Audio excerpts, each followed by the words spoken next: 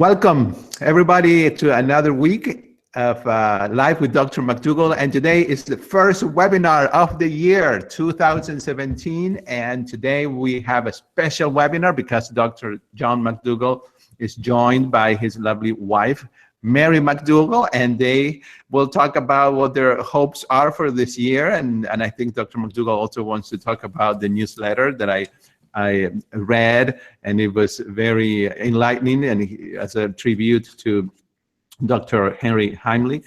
So we're excited. Thank you all for being here. I'm Gustavo Tolosa, as you all know me, and I'm honored to be hosting this webinar. How are you both doing, Dr. McDougall and Mary?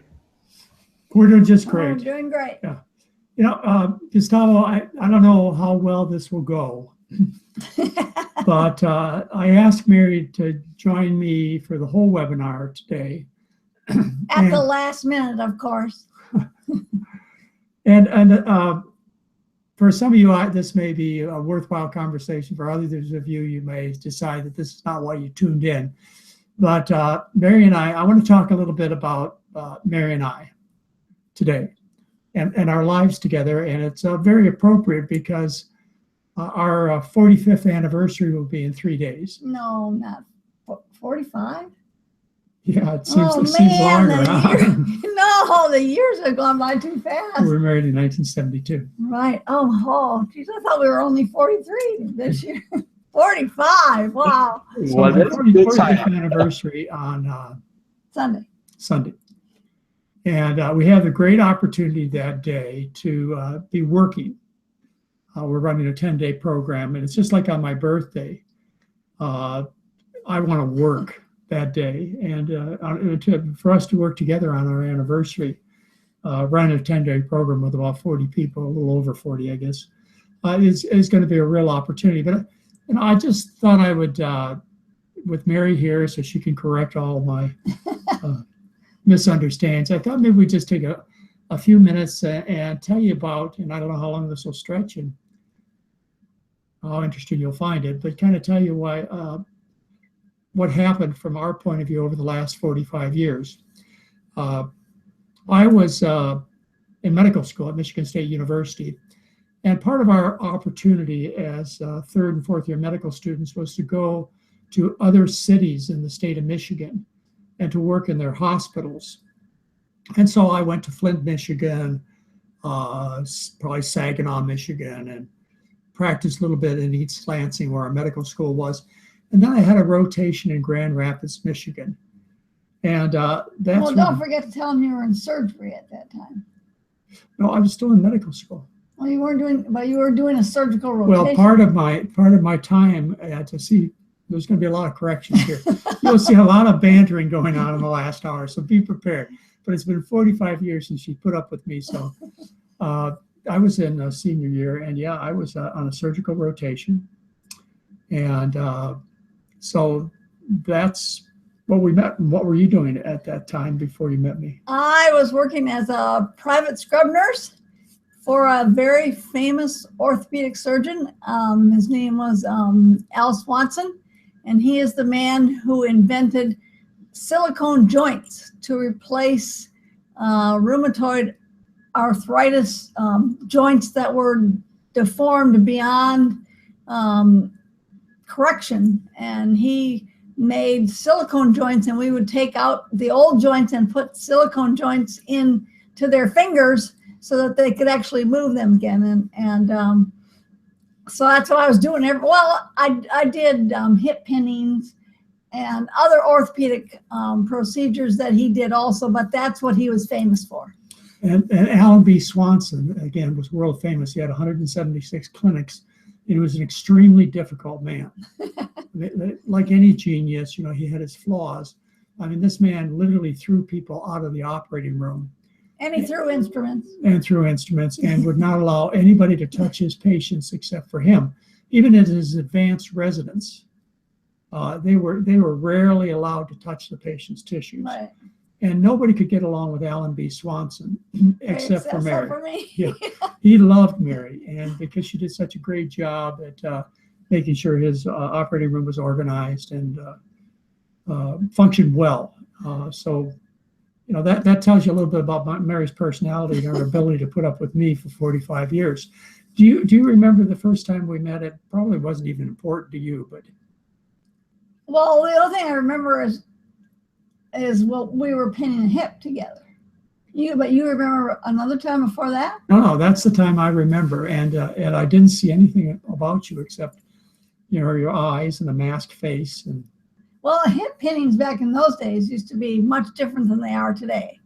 And you sliced a big scar open on their hip. I don't know what they are like today, but you sliced a big scar open on their hip, and you chiseled the hip bone out, and you took everything out, and then you had to put this big silver ball back into the joint. Well, that was the replacement. And then you had to have all these screws and screws and a big plate, a metal plate along their hip. Yeah, there are all kinds of things. And things are much different these days. Yeah. So that's where we met, and I, of course, was very attracted, and I asked you out. At that time, I was looking for internships around the country, and I was traveling a little bit. But you know, I very directly asked you if you'd go out with me. And you didn't have time or any interest or anything. It took me almost 3 weeks before I could get a date. But we hit it off very well, and in fact, so well that you know, probably from that day in September 1971 forward, we were you know, a team together. And as I've told many of you before, when Mary and I were together before we were married, in December of 1971, my eyes were opened by Dr. Dennis Burkett. This is the fiber man who actually worked in Uganda and found none of the Western diseases among 10 million Ugandans that he took care of for 17 years as the head of the Ministries of Health. And I remember in our very humble apartment. In fact, it was really disgusting, wasn't it? Humble is right. I can't believe that you would even join me for dinner there. But I came home and I told Mary that we're not, you know, I heard about fiber. We're not going to eat white bread anymore. We're going to eat brown bread with our bacon and eggs. And you started doing some cooking for me then. You got to tell people what an interesting experience it was cooking for John McDougall. Well, I grew up in a family where my mother was really not a cook, so I never learned how to cook when I was a child. We ate very basic foods, lots of casseroles and things like that. Once in a while, we would have meat as a centerpiece, but not often. We never had eggs for breakfast. Breakfast was always cold cereal and milk and maybe a piece of fruit. If we ever had eggs, it was maybe once a month, and they were for dinner. So I grew up eating the American diet. It wasn't like we didn't eat dairy or cheese or meat or anything else, but it wasn't the same kind of diet that John ate, which was the big piece of meat on the plate for dinner with some mashed potatoes and gravy and eggs for breakfast every morning and things like that. And I can still remember after we got married and he asked me for eggs for breakfast and bacon. And I was just shocked. I said, people eat eggs for breakfast?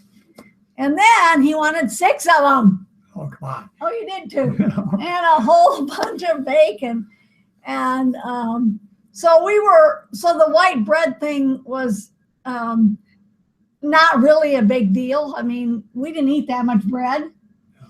And I'm sure the wheat bread that we bought at that time was not the kind of wheat bread that we would recommend to people these days. We just bought brown bread. That was probably dyed brown. I didn't know how to read labels back then. Right. So. Do you remember the oven blowing up?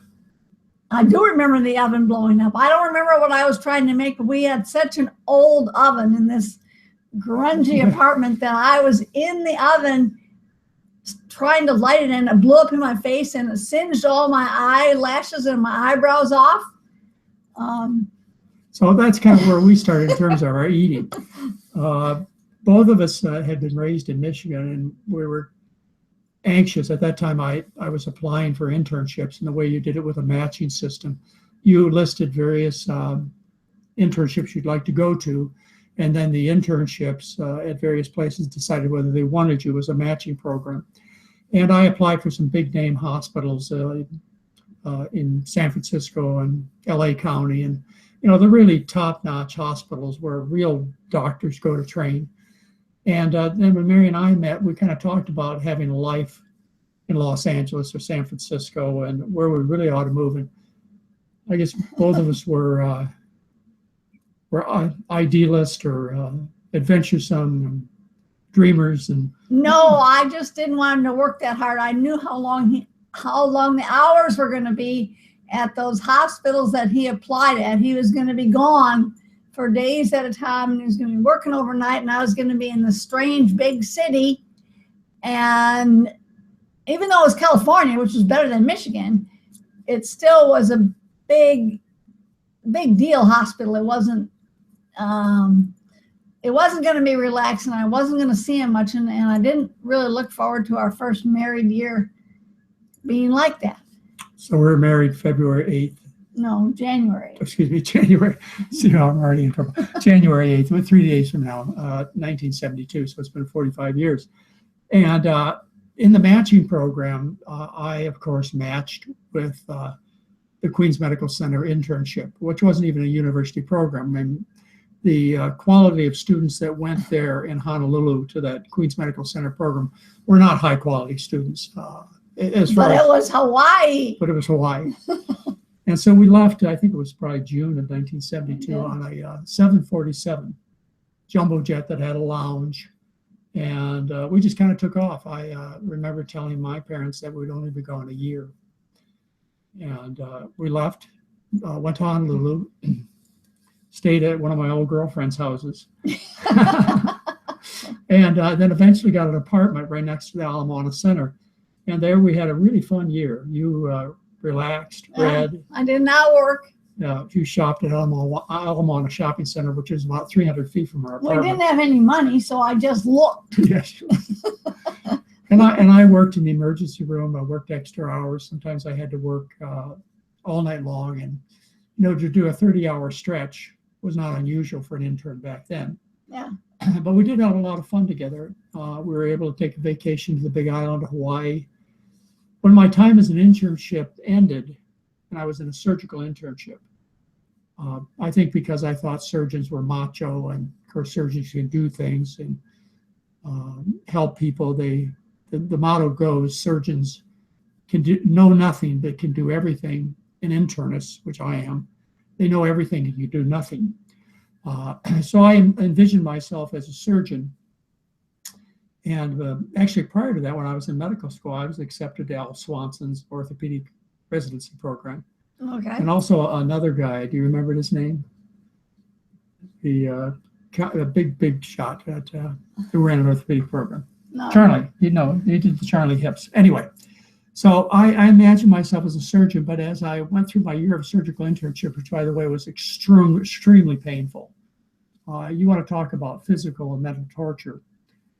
Internships back then were exactly that. So we finished that year of internship, and we decided we did not want to leave Hawaii. We had aquariums with fish where we used to go catching fish with nets and put them in aquariums in our apartment. And I think we eventually had 2 cats by then. Yeah, we had 2 cats. So we decided we're not going to leave Hawaii. And I didn't want to continue on in my training because I didn't want to be a surgeon. And as I realized, I couldn't nail 2 boards together, and so I would have been the worst surgeon in the world. So we quit and started looking for jobs, and there was a job on the Big Island of Hawaii. It was as a sugar plantation doctor. And what this meant is Mary and I and our 2 cats and our fish, we took our fish too. We took our fish. I don't remember how, though. We took them in bags full of oxygen. With these amazing fish, these amazing fish that we collected. I'm ashamed of that now, of what I did. But we took them to the Big Island. We got a job on the plantation, and they gave us a manager's house. Sounds great, doesn't it? Yeah, You should have seen it. It was no heating. I don't even know if they had windows. They had screens. Well, did they have screens? We had windows, but the windows were so rattly we had to stick clothespins in them so they wouldn't rattle. Right. Well, we went there and we had a great time. We bought a Toyota Land Cruiser. We cruised all over the islands. Just had an amazing year for newlyweds together. And then and you only had to work three hours a morning. Yeah, I had to work 3 hours, but every fourth day I had to work all day. All day. Yeah. So it was a 24, 30-hour day. And I did everything. I mean, I caught 100 babies. I did brain surgery in the middle of the night. You got called out any hour of the night or day. People would call me at 4 o'clock in the morning because they had crabs. I mean, it was just an amazing experience, but a real learning experience because I had to take care of patients. And about that time, we were still eating the same way, though. We were still eating the Western diet. And then we met Buzz and Susan after you got pregnant. Yeah. And Buzz and Susan Hughes, they were the hippies that lived in this community, which was north of Hilo, 60 miles north of Hilo, in Honoka'a, in Pauwilo. No, they lived in Hualoa. Hualoa, okay. So they lived up on this hill, this beautiful place, and we met in a childbirth education class. And they introduced the idea that food might have something to do with disease. And I remember talking to Buzz in my office one day, and I said, how in the heck could you believe food had anything to do with disease? I said, if it had anything to do with disease, then they would have taught me about it in medical school, and they didn't.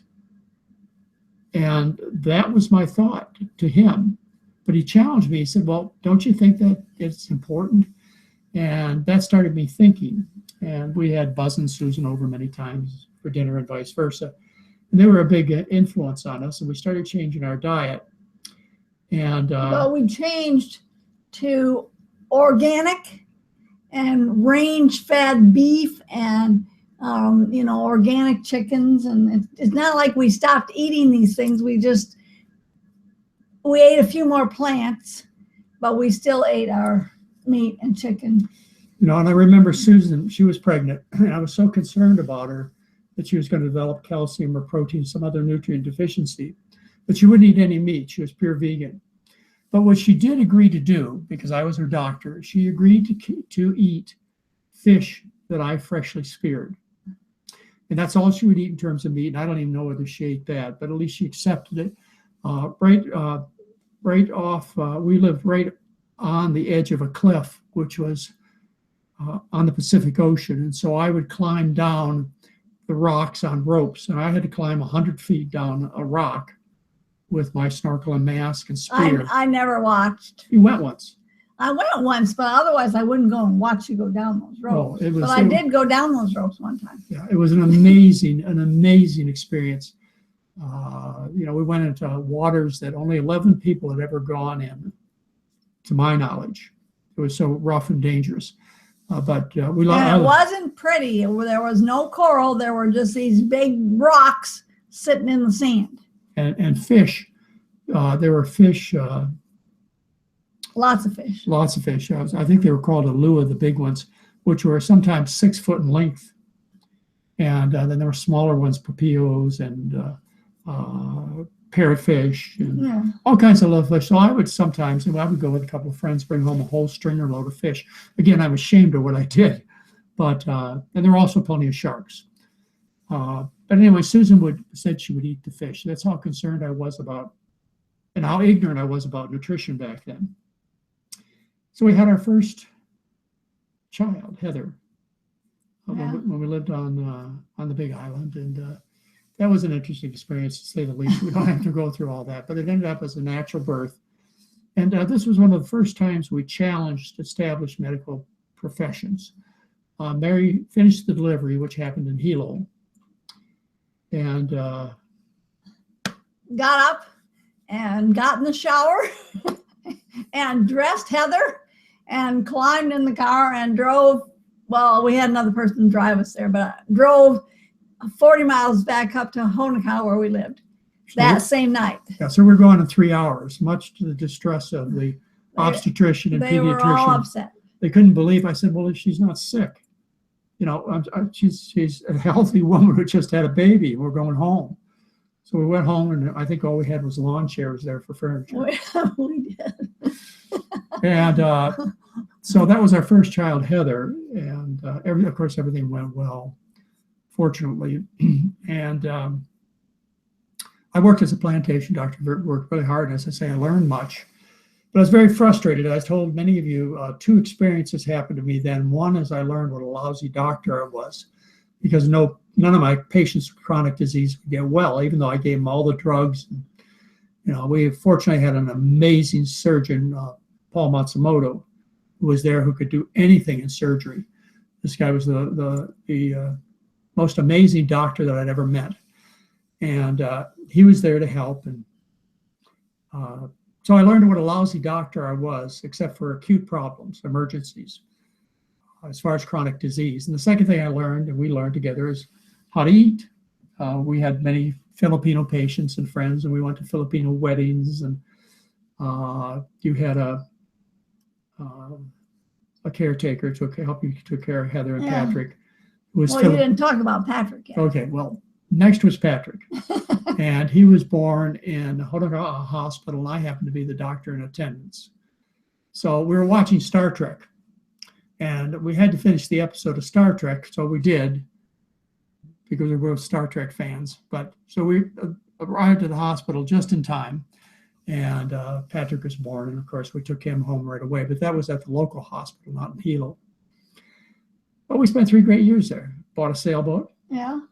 And sailed between the islands. I had a 32-foot Islander. That's one of the reasons my skin is the way it is because I thought I was invincible, and spent my time getting burnt. Well, they didn't talk much about sunscreen back in the 70s. It was really nothing that we were told to put on ourselves or on our kids. I don't even know if they made sunscreen in the 70s. They made suntan lotion, but I don't know if it had sunscreen in it. Well, we spent a lot of our free time on our sailboat with our 2 kids. And we took them, by the way, the 2 kids, we used to strap them in car seats down below the deck, because the waves were 10, 20 feet high, and the winds were 20, 30 miles an hour. And we would take and sail between the islands, which is some of the top 5 toughest sailing parts of the world. And we did that. So our 3 years living on the plantation, we remember fondly. Oh, yeah. And it taught us how to eat, because we learned from our Japanese, Chinese, and Filipino patients that the right diet was a diet of rice and vegetables, and not meat and eggs. But we didn't really eat that way. We were eating range-fed beef. Well, but about that time, we decided to move back to Oahu. I applied for a medical residency. Now it had become John Burns School of Medicine, the University of Hawaii School of Medicine. And we took our 2 kids. I think we had 12 cats then. Oh, I think only 9. Okay, well, we didn't take. We did. Did we take them all? Yeah, we took them all, because we got that house. Well, we rented a house, and we moved back to Oahu. We actually moved to Kailua. And I was able to buy 2 cars, both for less than $900. So you know what they look like. And you know how dependable they were. And I started the University of Hawaii Medical Residency program as an internist. And Mary stayed home, took care of the kids. And it was really a great job on her part, because I really wasn't there. I was working often. I mean, every 3 or 4 days, I'd have to put in 30-hour days. And the other days were 12-hour days. And so she didn't have my company too often. She basically raised the kids for 2.5 years by herself, except for me coming home in the evening, maybe some Saturdays and Sundays and days off. But we did change our diet then. I remember the last beef we had was in Kailua, which was probably 1976. Okay, but that was only after you had started doing your research. That was not because we learned this from the people on the Big Island. You relate now to the diet of the Big Island, but we were still eating. I remember our kids drinking dairy when they were 1 and 2 years old. And I remember still eating meat and chicken and fish in the beginning. It wasn't really until you started doing research that we changed. the way we ate. Right. I developed this passion, as a non-reader. And I have to tell you, I probably read 3 research papers in my entire training up to that time. I was totally uninterested in medicine. But as I was learning the importance of diet, we had the Hawaii State Medical Library on the grounds of the Queens Medical Center where my residency was. And in my free time, I started going to the library, seeing whether or not anybody else had seen a connection between diet and disease. And my eyes were just so open. And I'd come home and I'd say, Mary, we'd already decided, I think, that we couldn't eat beef. I came home and I said, Mary, we've got to stop eating chicken and fish. They're the same as beef. I mean, after all, they're muscles. One muscle happens to move a limb, another one flaps a wing, and another one wiggles a tail. They're all muscles. We must give it up. And your response? Well, since I grew up mostly with casseroles and things like that, and those things were not really part of my main dish thing, I figured, well, especially this was in the late 70s, there were a lot of vegetarian cookbooks out there, and they relied heavily on cheese and eggs. And so I picked up quite a few of those, and I just gave up the meat and substituted dairy and eggs for a while. Until I went to the library. And believe me, I spent lots of hours there. I mean, I would only guess I would spend 20 to 40 hours a week at the library reading. And then I came home and I told Mary that dairy was liquid meat, and we had to give it up. And you were very gracious about that. You said, okay, it's no big deal. And well, in the small town that we lived in, there was an actual what they called health food store, and it was a big store. It's called Earthseed, and it was owned by some friends of ours. And you walked in it, and there were big, round plastic bins that held beans and grains and all these different things that I had no idea what they were. So I started experimenting with these things that were in the bins, and had quite a few disasters. Yeah. But I learned that what was most successful was to take some of our old favorites and substitute the beans for the beef, and not use dairy and use other things for flavorings. And that's basically how I started working on recipes. And then I started doing more research, and I found out the toxic effect of vegetable oils. The fat you eat, the fat you wear, causes horrible obesity. I discovered that these were the strongest carcinogens, cancer promoters of all components of food were vegetable oils, and that they cause bleeding problems and suppress the immune system. And so I came home and I said, Mary, we got to give up the oil. And that day I almost lost my happy home. I figured, how can I cook without oil, which is how a lot of people feel when they first hear us tell them, And so I learned to saute in vegetable broth. I learned to substitute vegetable broth for oil. I learned to add seasonings for flavor.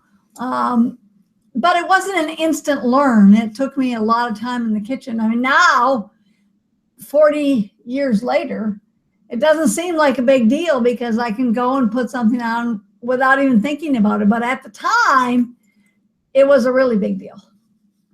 So I was still in my residency. Some days the cars didn't work and I had to take the bus. But, just like all of you, when you first started out in life, things were really difficult financially. But we had a great time together. We had 2 children. And then when we were in Montewilly, up next to the mountains, there are 2 things that I would like to share with people. One is our youngest son, which is our second child, Patrick. He developed difficult problems with his ears. Yes. Allergies. Well, we lived right up next to the mountains in Montewilly, and it was very mold laden. And that was probably the cause. But we wanted to find out if there was something we could do to help Patrick. And there are a couple of things I did. One was I refused to have ear tubes put in because I knew it was quackery, as it is now. And I also used something, an insufflation technique, where you blow air through the nose into the ears, and that got him through his ordeal. But we also tried a gluten-free diet. Gluten-free diet. Yeah. For a couple of weeks, so I learned how to make gluten-free recipes.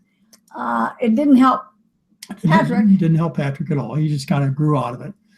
But we also moved away from the rainy mountains. Yeah, we moved away down from into the rainy the mountains. sunnier area. But before we moved, I believe you also got pregnant again. Yes. And even though all this information that I'd shared with Mary, she knew well and I knew well. She got pregnant, and I didn't say anything about our eating, but quickly came back into our diet, dairy and some fish. No, I don't think dairy. Fish? Fish did. Fish, Yeah. or maybe some chicken or something. I don't know. Well, for Maybe. the impression I think that happened then is, okay, we could eat this way, we could feed our kids this way, but you being pregnant, Yeah. was just too much of a risk considering what everybody knew. So you added these things back. I said nothing. These are, of course, very sensitive times in our lives. And 3 months later, you had a miscarriage. And because of that, it at least convinced her that adding fish and I think there was dairy, but chicken back to the diet didn't guarantee a positive outcome in terms of your pregnancy. You lost the baby. Right. So anyway, we moved from Monowilly. We moved. Mary found, it was your effort. You found almost a beachside place in Kailua. We lived 7 houses from the beach. But it wasn't nice. It needed a lot of work. Well, we couldn't. It was We couldn't afford anything nice. It was So, $165,000. yeah. Almost beachside in Hawaii. But anyway, so we lived there for quite a few years. That's where I learned to windsurf. And Well, we moved away when Craig was 4.5, and he was born right after we moved there. So we lived there about 4.5 years. So we had our last child that we've talked about, Craig, many times. Many of you know Craig McDougall. We had him when we lived there. But at that time, our diet was really strict. Yeah. By that time, we followed the same diet we do now. And I kind of date 1977 to the time when we really changed our diet. At that time, I had an office practice in Kailua, and I was taking care of patients. And the problem is we had no recipes for them.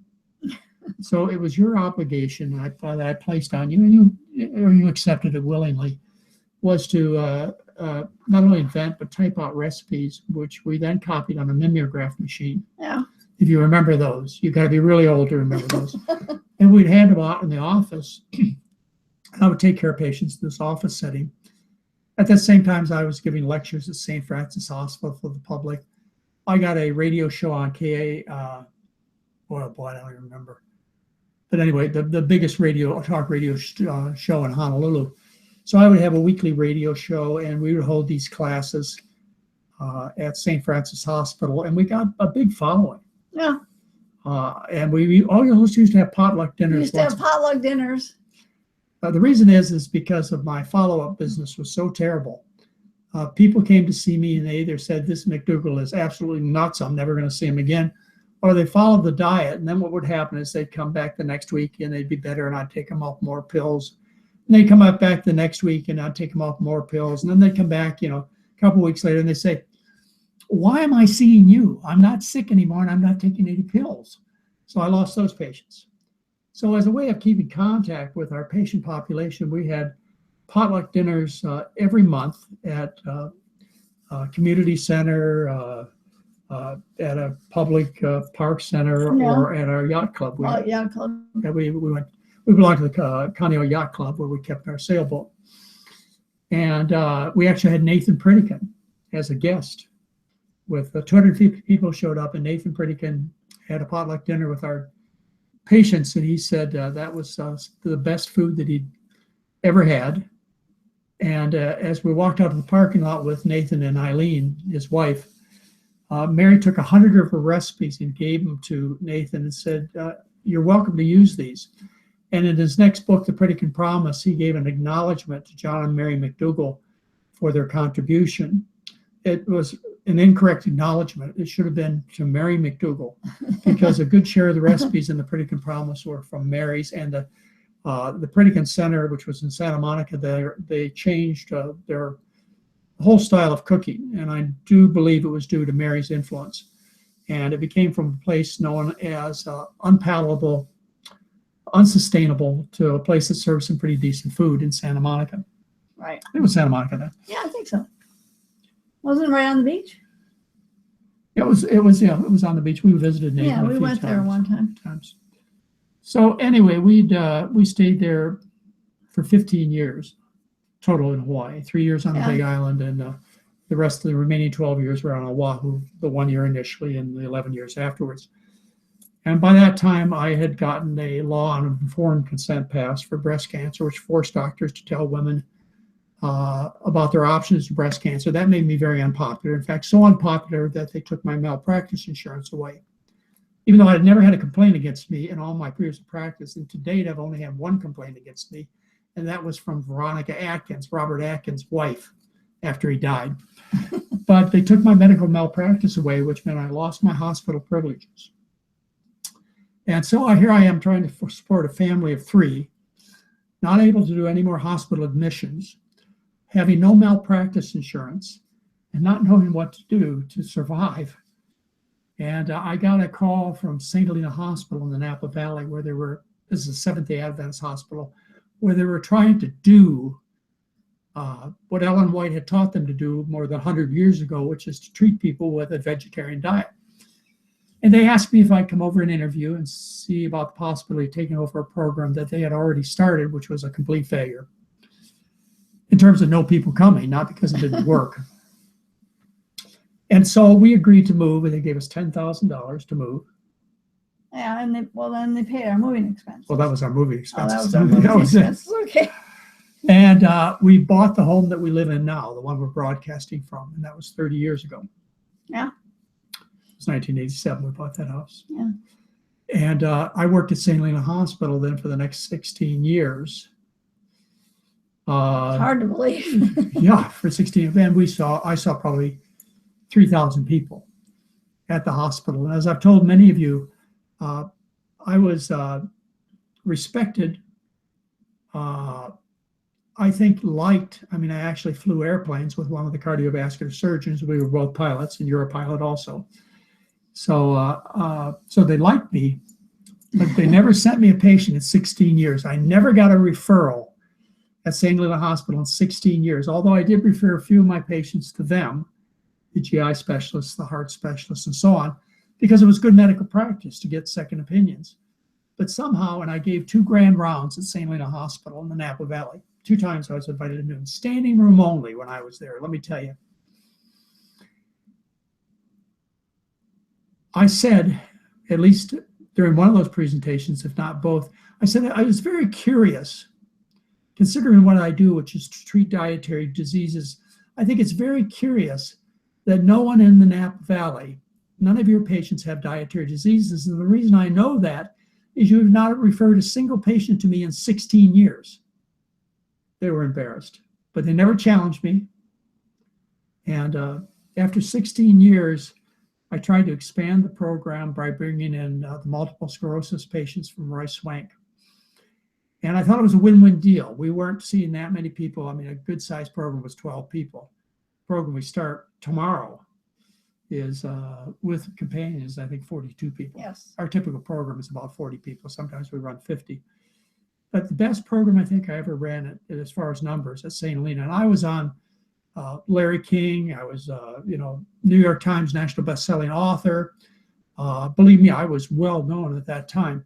I think the highest number program we ran was 23 people. Now, I didn't understand why, but the reason is, I believe, is people couldn't relate health with a hospital. And they were right. I mean, sick people went to the hospital. And besides, they ran an alcohol rehab center there. And I think they were embarrassed when they told their friends they went to St. Helena to get well, that they were somehow coming for drug addiction or alcohol abuse treatment, but they were coming to my program. So it never really succeeded, but I didn't care because I was out selling books. I was on national best-selling book lists, and so I could support my family. Actually, I was a book salesman. That's how I supported you and the kids, was selling books. Anyway, we stayed at St. Helena Hospital 16 years. I had a great staff. We accomplished a lot. We published our results in one of the one of the journals. You can look it up. We published our results on 500 people. Still did not impress my colleagues. So in 2002, I tried to bring in new patients because Roy Swank, the head of neurology of OHSU, was basically done. He'd run 2 programs with it at St. Helena Hospital with his MS patients. And I came to the administration and I said, I want to bring in Dr. Swank's patients. It's a win-win situation. We get more patients. We help people. After all, we're a hospital. You're an Adventist hospital. You believe in good nutrition. How could you object? This just absolutely sounds like a wonderful relationship. And I was told no. And I sat down with my health center director and I said, why not? She says, we don't want MS patients here. I said, why not? She said, we don't want to be associated with MS patients. And I thought to myself, what is this like? People don't want to be associated with cancer patients because they never get well. There's a stigma, is what I heard him say. And I said, well, what do we need to do? Do we need to take care of models and baseball players? Is that what we want to do to get our reputation? We're a hospital. We want to take care of sick people. And they wouldn't budge. And we went up through the administration. And they wouldn't budge. They weren't going to allow me to add. So my contract was up in 5 days. And I put conveniently, I put in big letters VOID and handed it to him. And by the way, before that, I'd asked for an appointment with the Jolene. Her name was Jolene. Yeah. Forgot her last name, but I asked an appointment with the head of the hospital to discuss this, and she said she couldn't see me for a month and a half. So I dropped that on their desk, and they said they wanted to see me tomorrow. So the next day I walked in, I sat down, they said, started talking to me about why I should stay and so on, and they looked at me, and I just sat there. And they said, we're not going to change your mind, are we? And I said, no, you're not. Now, there were 2 things going through their mind, I believe. One, they believed that the McDougall program could not exist without their medical structure, the St. Helena Hospital and the Adventist healthcare system.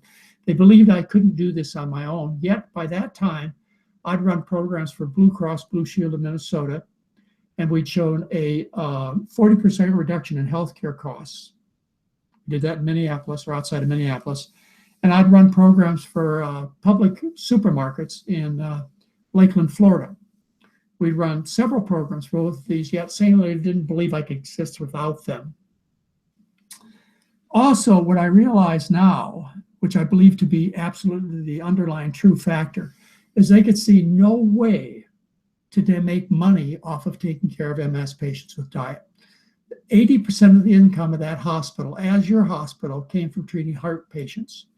They were known as the second best bypass surgery unit in the state of California. And they had really no interest in expanding their efforts in terms of taking care of nonprofit care, even though they're Adventist, even though their religious mission statement was to do this. They refused to do it, and I believe it was totally because of profit. Well, we had a lot of arguments, St. Helena and I did. Mary wouldn't even come in and eat there. Well, I did a few times, but I only lectured there, once or twice each program? But why wouldn't you come in and eat with us? Well, the food wasn't very good. The food was terrible.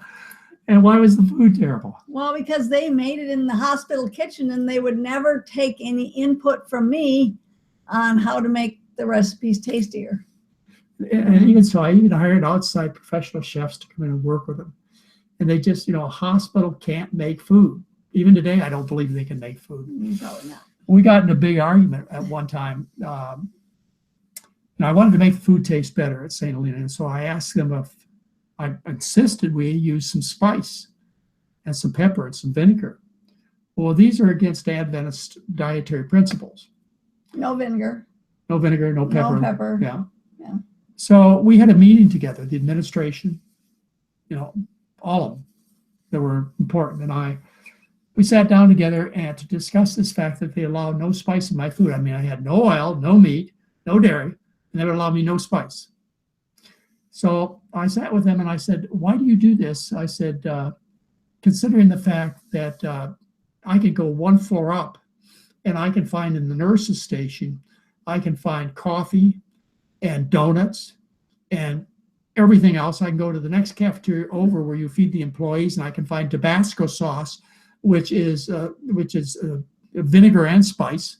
I said, why is it that you're not allowing me to use these condiments to make my food taste okay?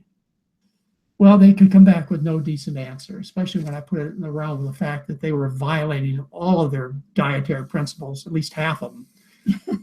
And so I want to tell you, for the next 3 programs, you couldn't eat the potatoes in the morning. They were so loaded with pepper. Anyway, we left in 2002. We started running our program at the Flamingo Resort, which we will have been successfully. In May of 2002. May of 2002, right? So added up, that's almost 15 years. Yeah. So we've been at the Flamingo for almost as long as he was at St. Helena, which is really pretty amazing. Almost 30 years that we've been doing this. Yeah. In an institutionalized situation. Well, St. Helena Hospital, the Flamingo, first of all, they didn't believe that we were going to be a permanent part of their hotel. And we're, of course, the major income of the Flamingo Resort as far as a single unit goes. And they have been a very welcome home. But when we started, you had to help them out. Heather and I spent a lot of time in the kitchen. We developed all the recipes, and we would go into the kitchen and before every meal and taste the food to make sure that the chefs made it right. So all the recipes they use are mine. And now, of course, I don't have to do that, except once in a while when I give them a new one. I have to make sure that they get it right. And it still doesn't taste exactly like I make it at home, but close. It's close. I used to sit at the table at St. Helena Hospital in our dining room section, which was shared by the alcoholics and drug addicts. We had our own table. The drug addicts used to come over and bring a piece of cheesecake over to our participants and say, "Oh, don't you wish you could have this?"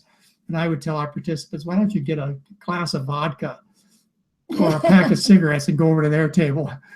But of course, it was a great experience, but a lot of difficulty working in an environment that didn't really want you, which was the case at St. Helena. They've tried to resurrect my program on many occasions since I left, with no success. No success. But I would sit at the table at St. Helena. I'd say, I wish, and I would even sometimes say this to the participants, I wish I could take you home and show you what the food really tastes like. And so when we moved to the Flamingo, I said, no matter what you do, and it took you 11 months. I remember 11 months of going in there almost daily, and Heather also. Yeah. Whatever you do, I want this food to taste like it does when you make it at home, and it's pretty darn close. Yeah.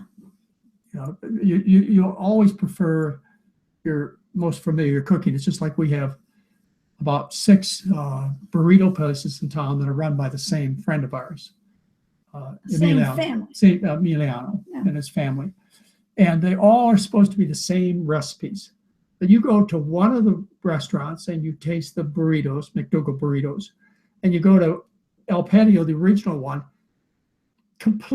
almost completely different. Mm-hmm. Certainly, there's no question we prefer Emiliano's original El Patio. So to make it exactly like at home would be impossible, but it's darn close. So but they're making the thing is when you make food, they're making it for 60 people, and it has to sit in a warmer, for a couple of hours before it's served, and so it's never like it's just fresh cooked at home. They make it, several hours ahead of time, and then they put it in a warmer, and then when it's put into the big chafing dishes on the buffet table, there's a heater underneath this. So everything that I choose for the menu that we serve the people has to be something that I know will sit well on a buffet table for a couple of hours and still taste good. So I have to choose my dishes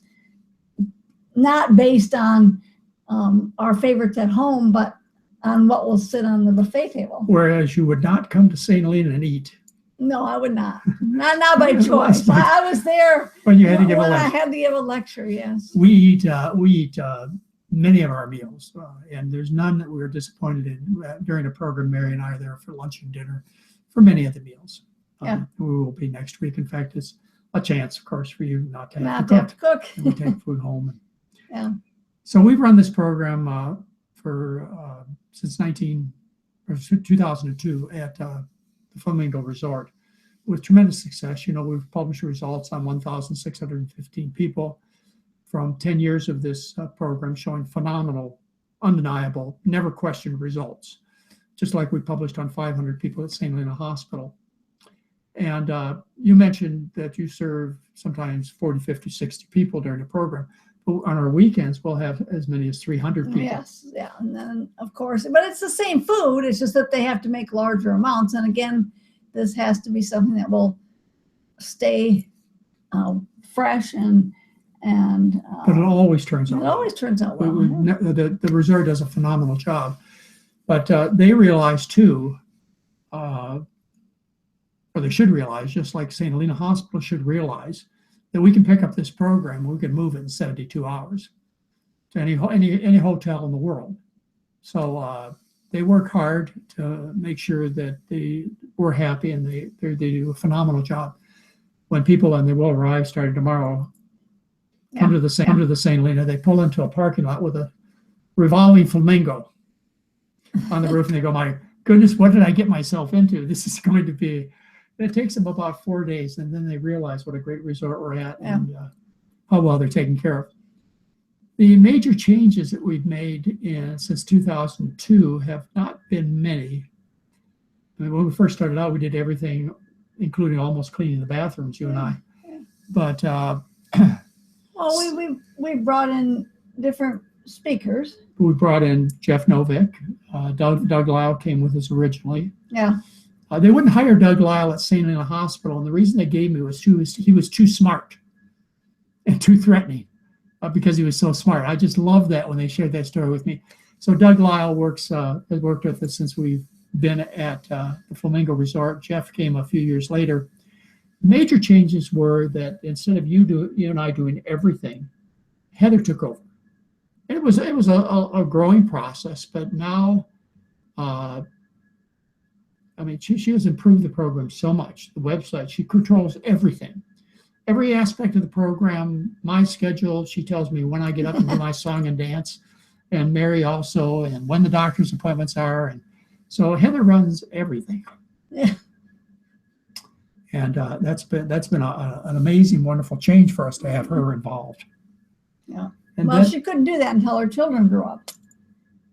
So, well, she couldn't do it until she matured herself. That's probably true also. It's like all of us, she's grown, and she's 42 now. Yeah. Believe me, she runs the program and has leadership, and everything goes well. Then the second major change we made, you might be able to add something else, is we had added Dr. Anthony Lim 2 years ago. And people thought I quit seeing patients, but that's not true. It's just that they have the addition of Anthony Lim. So I see every patient. In fact, this time, because Dr. Lim is going on a pre-committed event, I will be seeing all the patients by myself during the last visit. During the last visit. And I can still do it. No, I know you can. And that'll be a matter of seeing 18 people a day, more than 18 a day, for 2 days. But I'm in good health, and I really enjoy what I do. So anyway, people ask us about 2000. Oh, I got to make one other note. All right, what is it? Today is the day, 40 years ago, that Elvis Presley died. Okay. And we were big fans. In fact, we missed the one. No, it can't be. This is his birthday. This is his birthday. He died in August because I was Oh, okay. Well, vacationing. today is Elvis Presley's birthday. Yes. But he died 40 years ago. Yeah. And I can remember driving home from, it was 1977, from my residency program and buying one of the few papers I ever bought from a street vendor with the headlines that Elvis Presley died. And what I thought, I can tell you, I'm guilty of the same thing today when I see each and every one of you, or I see people at a restaurant, or I see friends of ours that we meet. I thought the same thing. I thought, oh my goodness, I could have saved him. You know, he died of a dietary disease. And you think I say that with just words. I mean, it was emotion that I felt that I had lost, you know, my favorite singer and one of the greatest people in the music business, who will always be remembered. I thought it was such a stupid, simple solution. The man would be alive today and he'd been 82 years old. Yeah.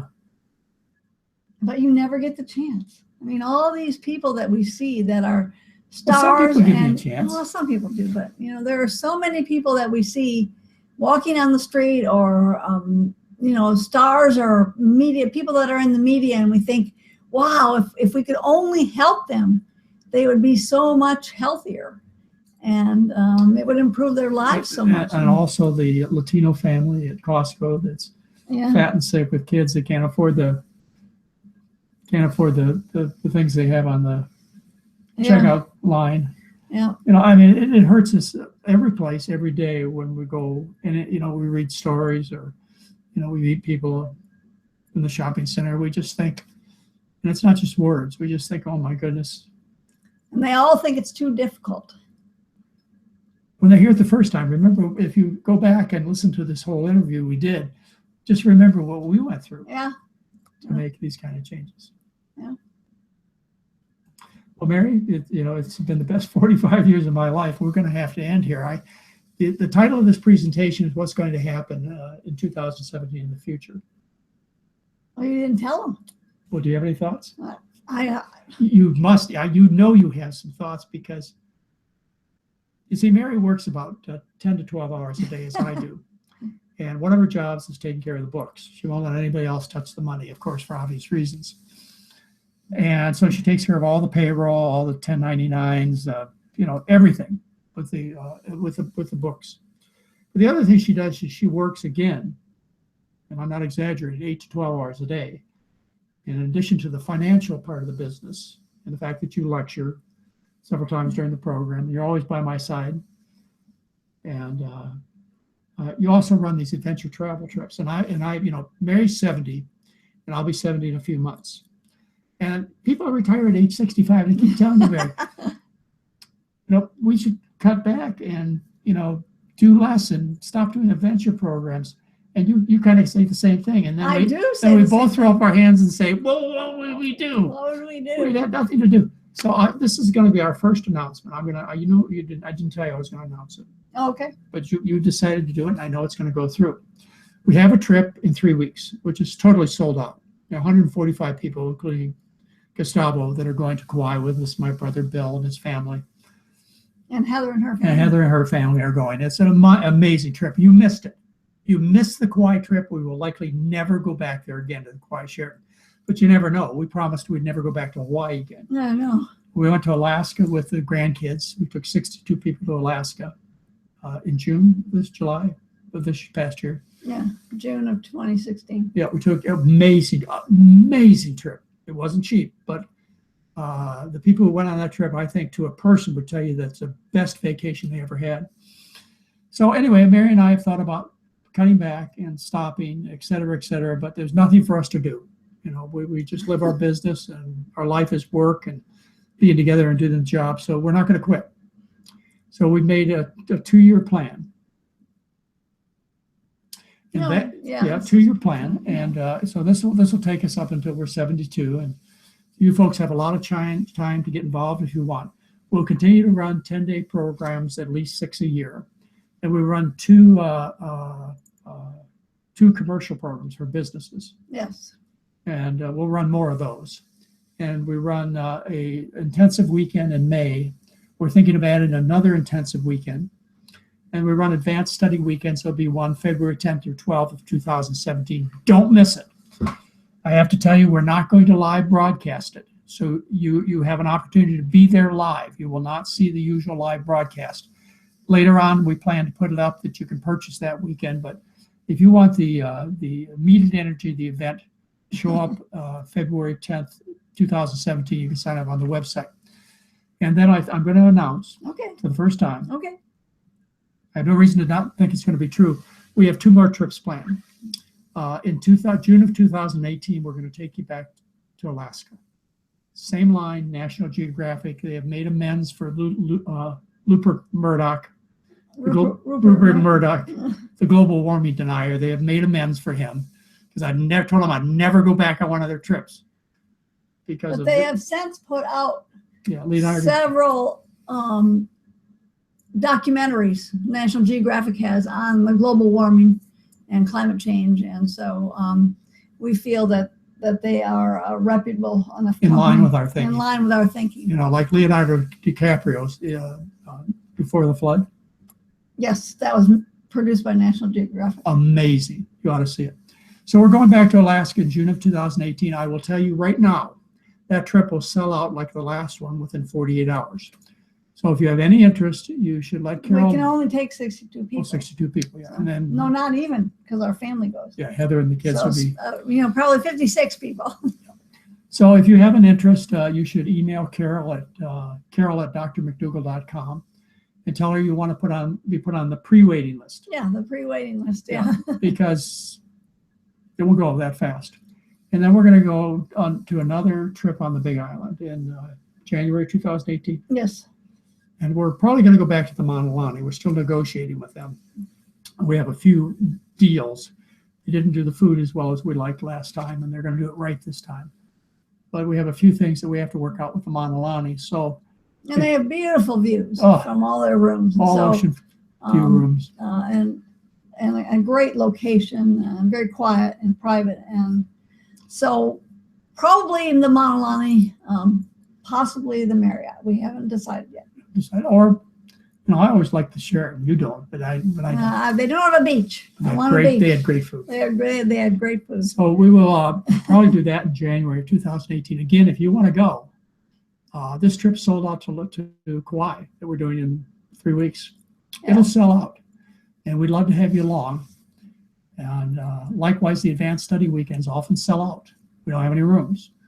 So I would encourage you to call the 800 number, 800-941-7111. That's 800-941-7111. Or better yet, send Carol an email note at carol@drmcdougall.com. Well, here we are.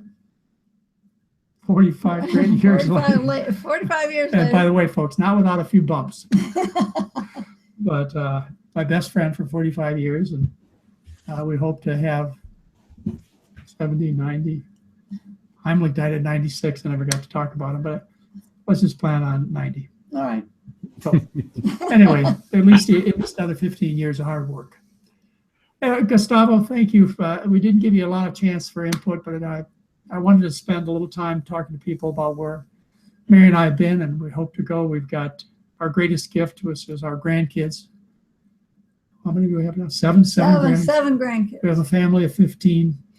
I just wish all of you as much happiness, productivity.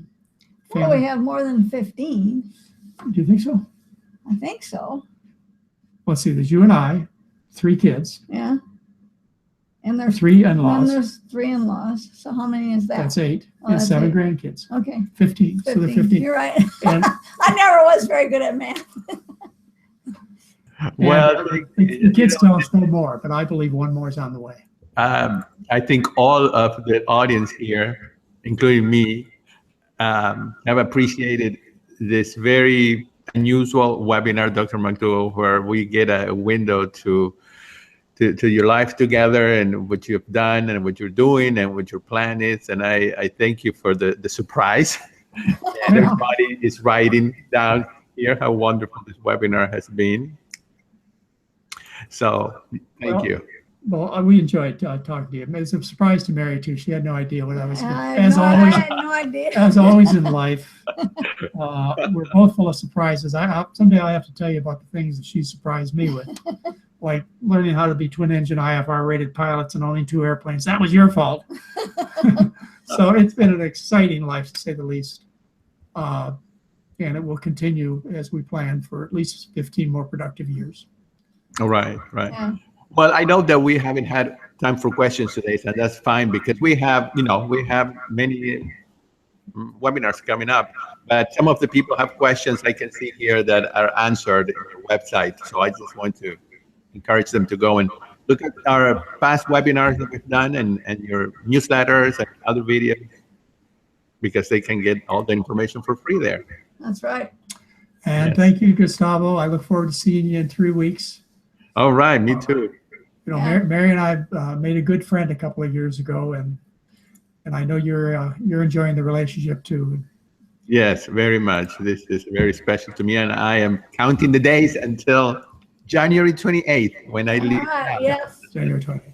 Great food, by the way. So, Dr. McDougall, next week we have Dr. Lyle as a guest, and the following week I think we're starting this with you.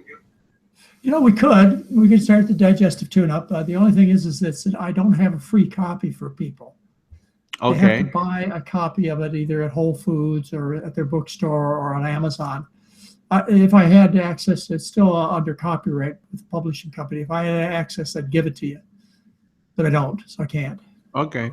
Well, Well, we can the other thing I thought about doing is the women's book, which I do have free access to. Oh, okay. Well, we might do that then instead. But we'll let everybody else know in just a few days.